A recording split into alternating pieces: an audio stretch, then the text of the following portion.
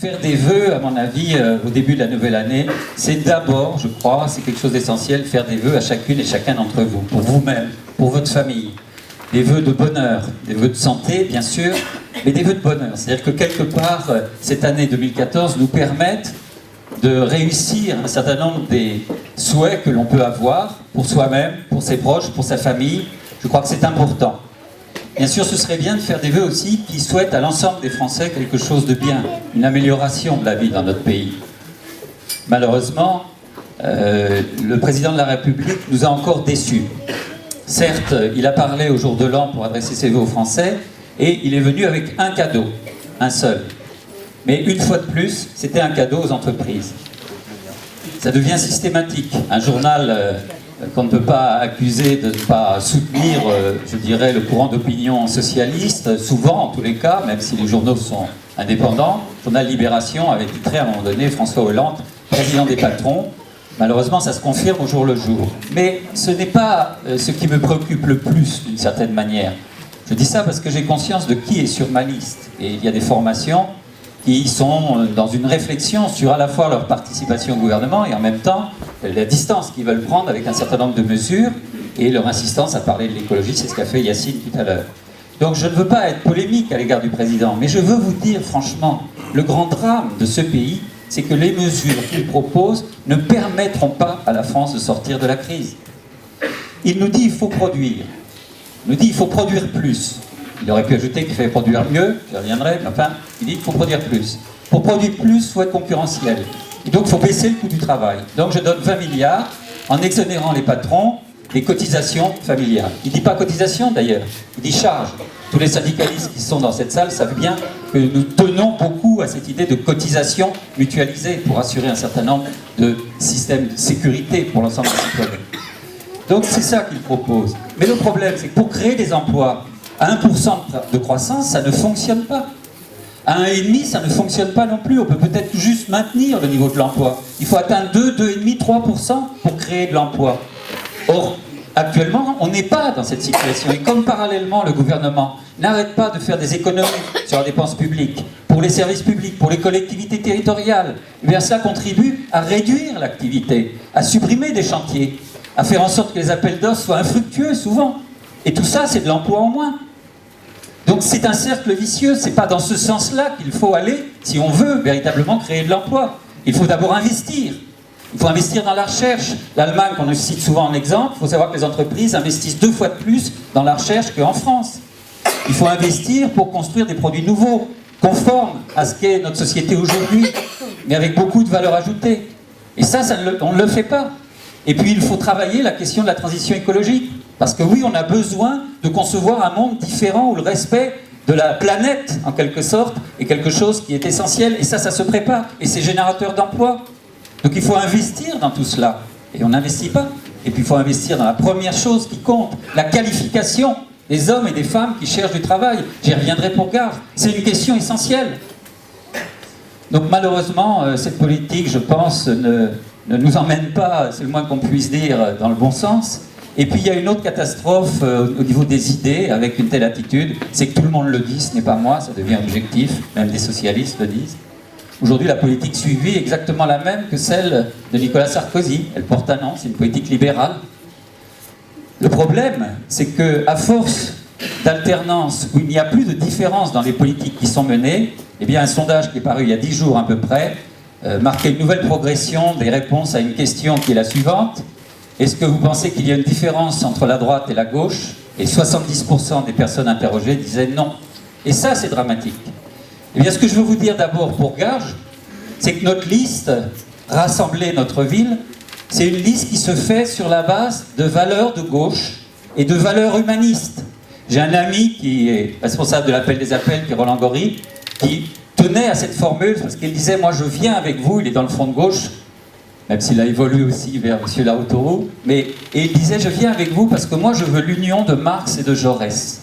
Et je pense que dans cette salle, et dans celles et ceux qui sont dans notre liste, il y a ces deux tendances. Bien sûr, il y a des gens qui veulent transformer la société avec une autre conception de l'économie. Mais il y a des gens, et ils sont, je pense, unanimes, qui veulent porter des valeurs d'humanisme.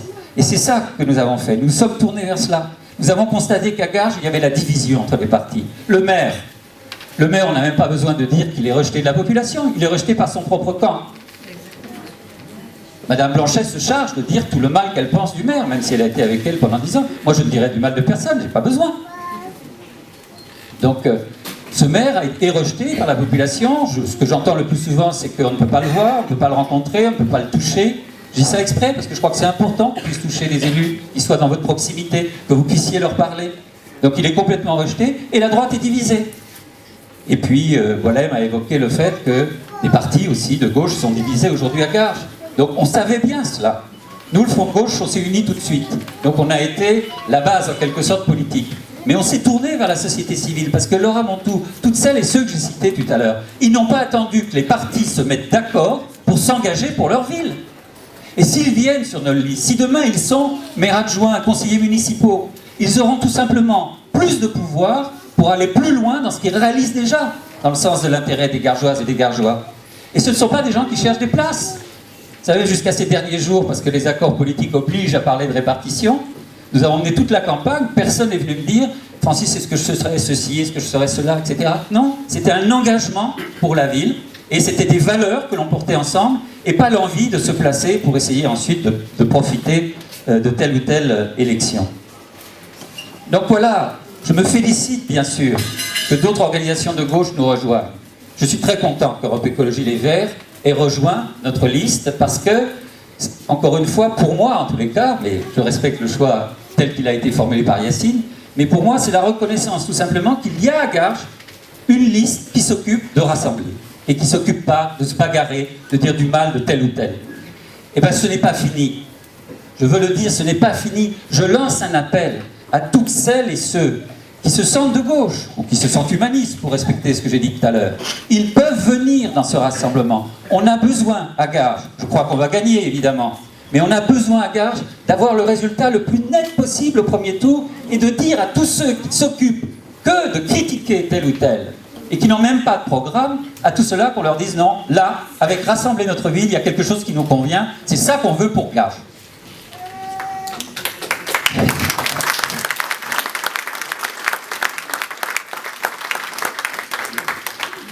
L'autre chose que je veux dire, ce sera un petit peu long, mais c'est une chose que je veux faire.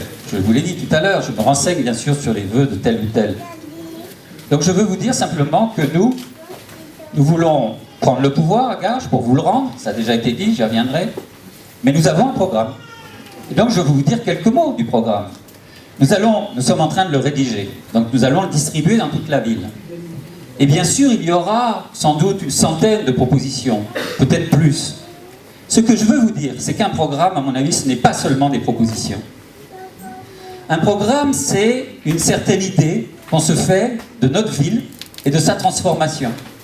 Et donc, ce que nous voulons rechercher, c'est des propositions qui donnent du sens à l'action municipale, qui permettent à chacune et chacun de dire « Oui, ça sert quelque chose d'avoir une équipe comme ça et de travailler avec elle, parce qu'elle leur donne du sens à l'action publique. »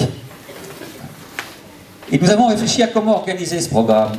C'est assez simple si on pense aux besoins de chacune et chacun à Garges, quelle que soit sa situation. Qu'est-ce que l'on veut toutes et tous? On veut un emploi, on veut un logement, on veut la réussite de nos enfants, on veut vivre dans une vraie ville, une ville respectueuse de l'environnement, on veut une ville rassemblée, solidaire, et on veut des citoyens, des Gargeoises et des Gargeois qui soient responsables, c'est-à-dire qui co-animent les décisions municipales. C'est cette trame-là que nous allons décliner dans nos propositions. Il y a des choses évidemment plus difficiles à réaliser que d'autres, il y a des choses prioritaires, nous définirons d'ailleurs les priorités ensemble. C'est très important. Je vais reparler une minute du président de la République dans ses vœux aux Corréziens, ça au moins c'est une fidélité à sa terre d'origine, enfin d'origine, sa terre électorale d'origine on va dire. Mais dans ses vœux, il a fait, et ça a été l'objet de commentaires à la radio, à la télévision hier, etc., il a fait tout un speech sur la République, la France unique. Oui, on peut être d'accord, mais nous, à Rassembler notre ville, on formule les choses autrement. Nous, on dit que notre objectif, et la seule communauté dont on veut s'intéresser, à laquelle on veut s'intéresser, c'est la communauté des Gargeoises et des Gargeois. C'est pour cette communauté-là qu'on veut travailler. Et je sais que c'est partagé par tous ceux que nous avons rencontrés. Mais pour faire cela, ça suppose de respecter les identités de chacune et de chacun. La République en France, elle ne peut se faire respecter que si elle respecte l'identité de ceux qui sont sur son territoire. À Garges, vous avez des familles, des personnes qui sont là depuis 10 ans, 15 ans, 20 ans. Ils n'ont même pas le droit de désigner leur maire. Où elle est l'égalité des droits dans ces conditions? Comment respecter la dignité de chacun? Donc oui, bien sûr, France unique, pourquoi pas? En tous les cas, à Garges, un travail avec toutes et tous, mais en respectant les différences, en s'enrichissant des différences et en respectant les identités de chacun. Sur la question de l'emploi, je veux le dire parce que c'est évidemment essentiel. Je veux dénoncer la façon dont la plupart de nos concurrents, en tous les cas, prennent la question de l'emploi. Et en tous les cas, le maire. Qu'est-ce qu'il dit? Vous n'avez pas d'emploi parce qu'il n'y a pas de transport qui vous amène à Roissy ou qui vous amène au Bourget. C'est ridicule. D'abord parce qu'il y en a, le Bourget, il n'y a qu'à prendre le 133. Ça ne veut pas dire que je suis contre le prolongement du T5, je suis pour le prolongement du T5, bien sûr. Mais ce n'est pas la question. Quand Eurocopter va aller s'installer au Bourget, à quel problème seront confrontés les Gargeois? Au fait que ce seront des emplois d'un niveau de qualification supérieur au niveau bac, et que un Gargeois sur deux en demande d'emploi n'a pas de diplôme, aucun diplôme, n'a pas de niveau de formation. Et s'il veut se former, est-ce qu'il y a un centre de formation à Garges? Non. Dans Val-de-France, il y en a 4. Il y a l'école de la deuxième chance à Sarcelles, et puis il y a l'Institut de l'artisanat, Agroforme, SJT, qui sont 3 organismes de formation, tous les 3 à Villiers-le-Bel. À Garges, il n'y en a pas.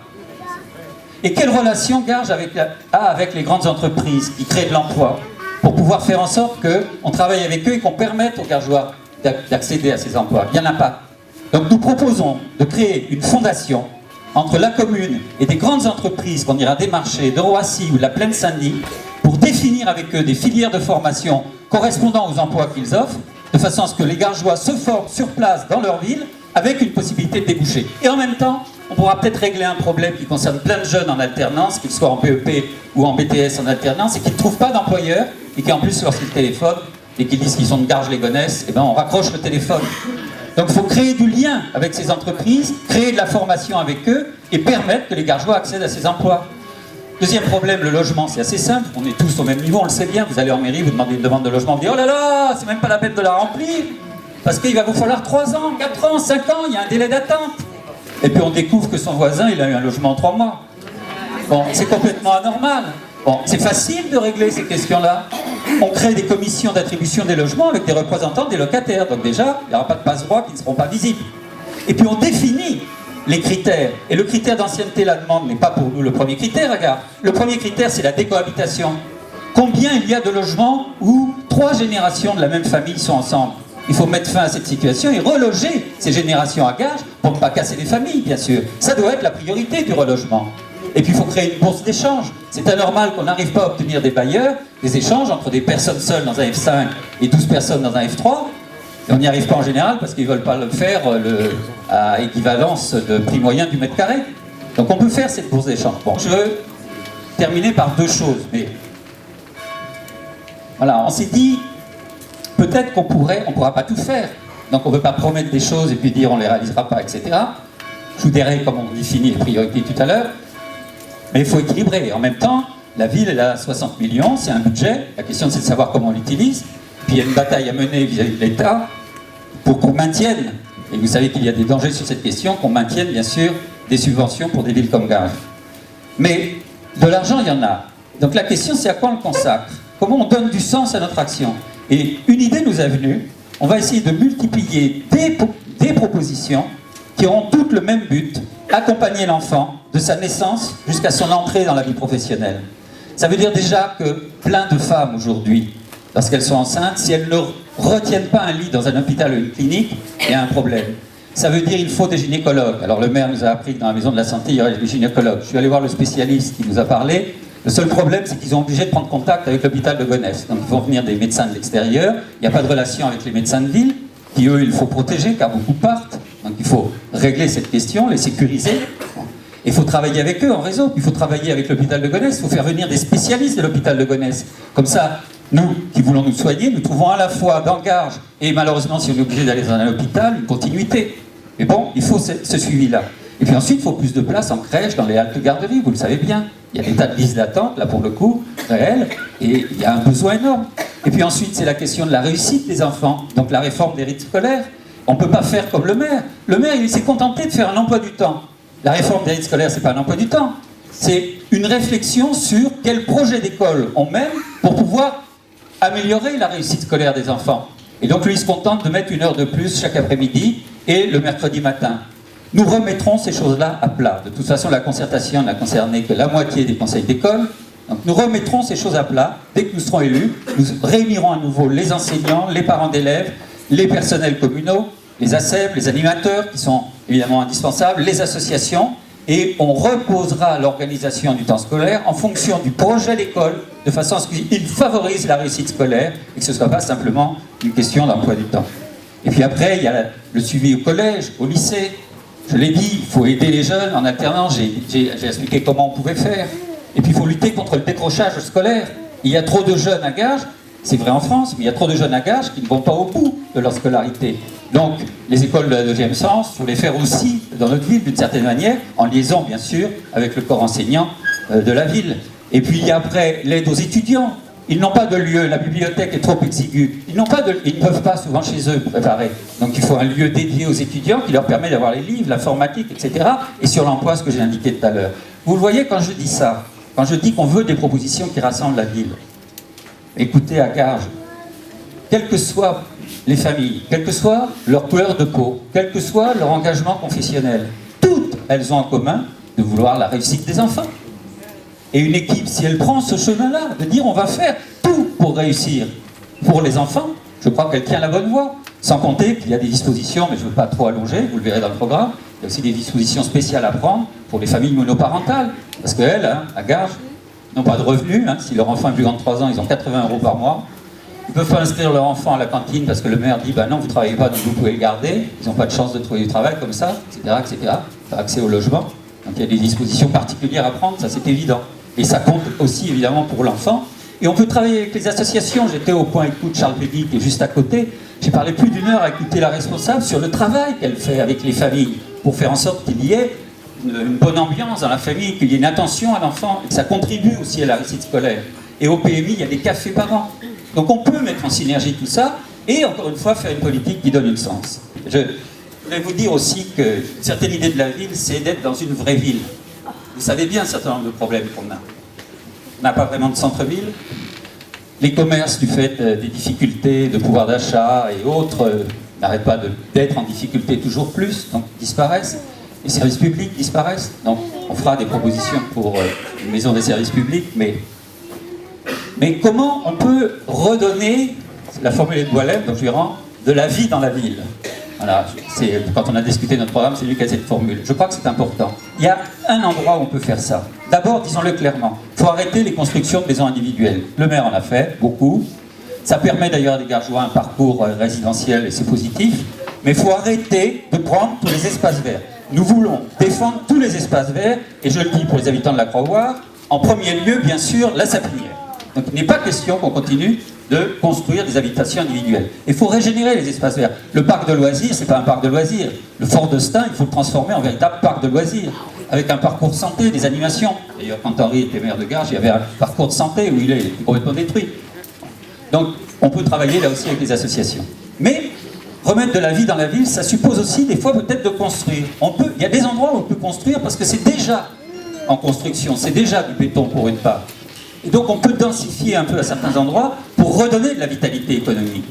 Donc il faudra, dès qu'on sera élu, on se penchera sur le quartier de la Dame Blanche-Nord, qui n'a pas été traité, vous le savez bien, par les élus, qui a été abandonné en quelque sorte, pour revoir la restructuration de ce quartier. Et notre idée, c'est que les commerces, il faut les réinstaller en bordure d'avenue, avec la possibilité de se garer. Parce que ça correspond aux pratiques de nos concitoyens aujourd'hui, de faire leurs courses, d'une part en voiture, et d'autre part parce qu'on pourrait avoir comme ça un boulevard, une vraie rue en quelque sorte, une vraie ville donc, une vraie rue qui irait de la gare, peut-être pas jusqu'au centre arc-en-ciel, mais en tous les cas dans cette direction.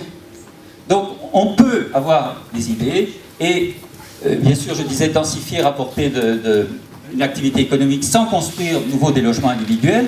Donc on peut très bien par exemple réaliser dans ce quartier-là une résidence universitaire ou un ensemble studio jeune qui existe dans certaines villes. J'en parlais avec Didier Vaillant, le président de la communauté de communes avant-hier.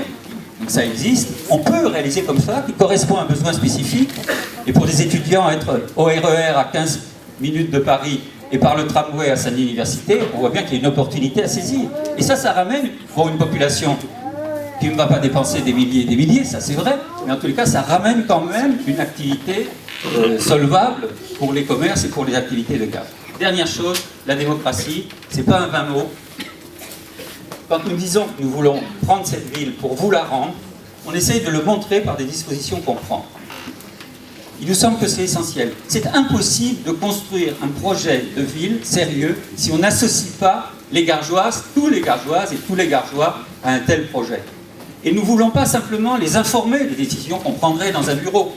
On veut les réunir pour décider avec eux de ce que l'on fait. Bien sûr, on a un programme, mais décider ce que l'on fera en priorité.